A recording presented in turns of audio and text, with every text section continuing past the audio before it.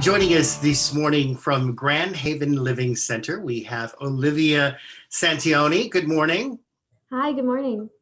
So, Olivia, you've been on before talking about Grandhaven Living Center, but remind us, what type of senior community is this and what makes Grandhaven Living Center different from the rest?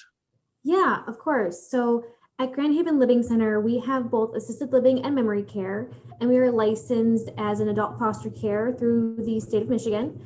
And that's very important because it makes sure that everyone keeps a high standard of care. And that brings us right into what kind of makes us different. So we focus on care. Care is the most important thing that we provide to our residents. Our employees are first in our minds. So we make sure that they are trained very well to provide the level of care that we expect. And we're also focused on that resident experience so that everyone's having a day full of purpose. So, Olivia, COVID-19 has obviously affected so many, and so I'm wondering how it's affected Grandhaven Living Center. And then also, what are you doing to keep everyone safe?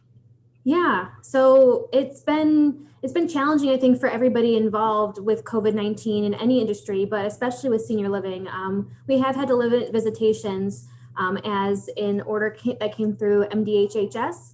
So, but that means that we are keeping people safe. So, with our county's risk level, we are making sure that we are wearing our shields and masks at all times in any common areas. We're doing weekly testing for our staff and residents to make sure that if there is any case, maybe someone's asymptomatic, that we catch that early and we can do contact tracing and ensure that our residents are still safe.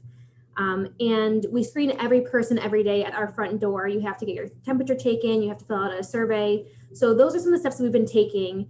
And we've also had to come up with some creative ways to keep people engaged. So without being able to do visits for families, we've done some video calls and window visits, and we're still working on some more options. We're hoping when the weather warms up, we can start doing outdoor visits again. I was going to ask about that specifically because I know that you're keeping everyone safe, but it's also important to keep your residents engaged. So those video calls with families probably help, and using technology like Zoom and stuff like that. Yeah, definitely. That is a big part of keeping families involved, but also with the residents, keeping them engaged. We've been doing some community parades. So like for Valentine's Day, we walk through the community and hand out little personalized Valentine's Day cards to everybody. For Christmas, we did caroling up and down the hallways, everyone dressed up as like Santa and elves.